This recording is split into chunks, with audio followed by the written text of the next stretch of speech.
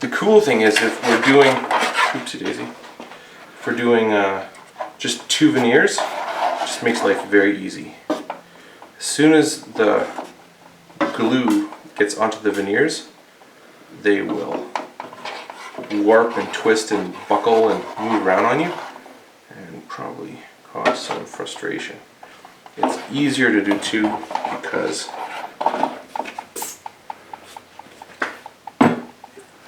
you only have to glue once.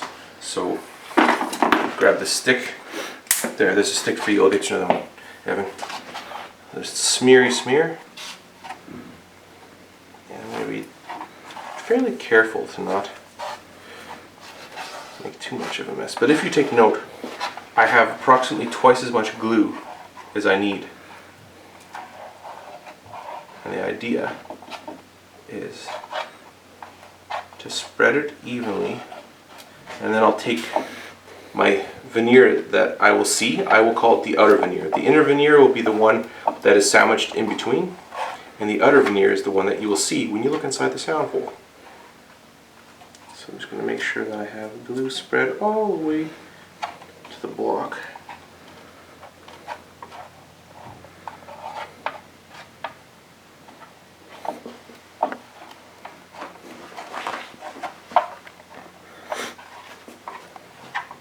I feel bad when the neighbor came over and I expressed how I was unhappy that the power was out and it was his fault. I feel bad now. I feel like a jerk. Well, wouldn't hurt his in all feelings. fairness, he's the one that turned off the power.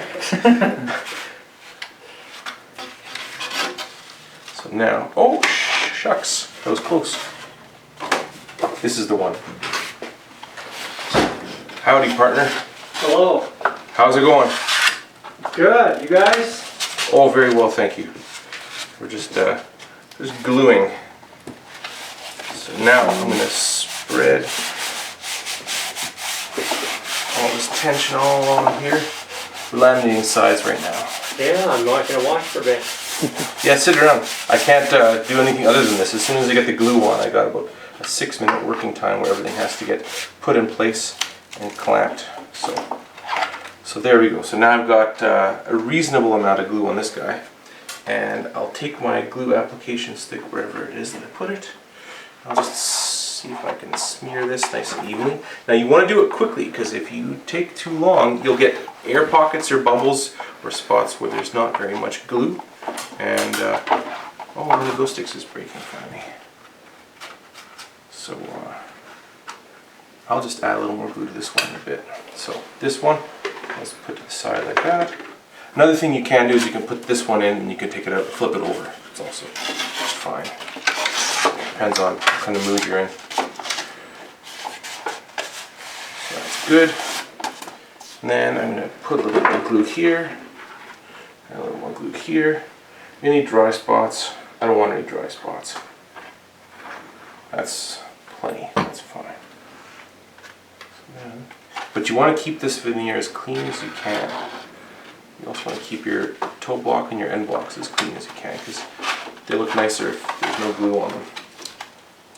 So there you go.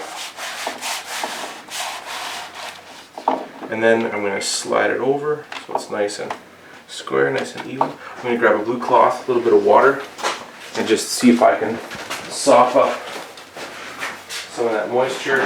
Get my hands clean.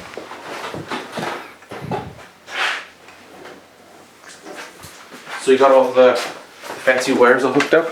Sure. I was impressed with the method in which they were connected. So if there's any tension on the wires, they just give at the source rather than, you know, or if that was just coincidence maybe. Yeah, sort of the weak spot goes. So that was the weak spot. No, that's smart. It's not, doesn't always work so, but. Well, it's nice when it does the way, especially because there's like 5 or 6 kids playing around looking at the tree, and if that was like live wires. Yeah, well, I envisioned the other end coming off the house. Usually that happens. It pulls the mast off the house. We'll drop the glue there. Let's wipe that up quick. Okay, so then with porous wood, the glue often squeezes through, and then these sticks stick onto it quite well. But I don't have any wax paper right now, so I'm not going to worry about it. I'm just going to hope that nothing bad happens. I don't think anything bad will happen. It'll be just fine. So we'll start off by clamping just the upper bout, and I'll slowly work down. Again, clove hitch, like so, one over, one under. Just put it on with one of your fancy drywall screws, and then all we do is go back and forth, kind of like tying shoelaces. But this you want to do really tight, like really tight. Like your fingers should be sore. If your fingers aren't sore, it might not be tight enough. Just keep on looping around, and before you go too far, you want to make sure that everything is in fact sitting square, so it looks pretty okay.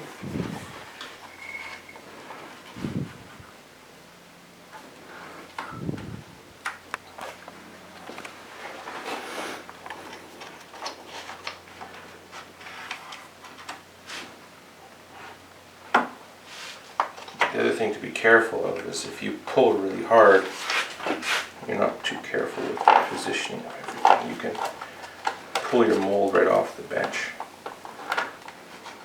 You don't want to do that necessarily.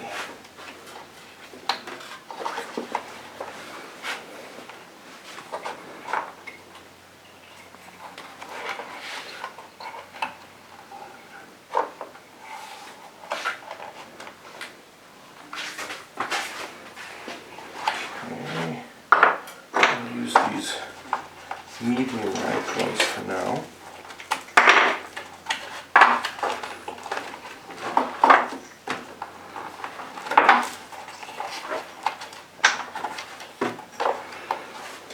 And then after I have it all tied up, I'll take my clamps and we'll clamp the shit out of them. Hopefully everything will still be square, or close to square.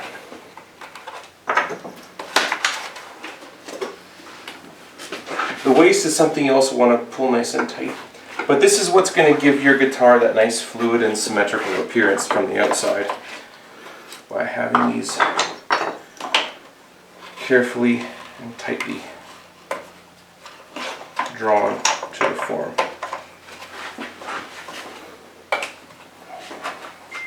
How many layers do you put on there? Between 2 and 3. The sides are solid wood. It's not like a factory guitar where it's just like thin plywood veneers.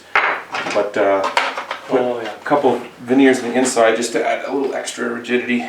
Then you can go a little thinner with the soundboard side, and you can get a little wider dynamic range, or just louder when you want it to be louder. So you have 3 on there. Is that what you consider 3?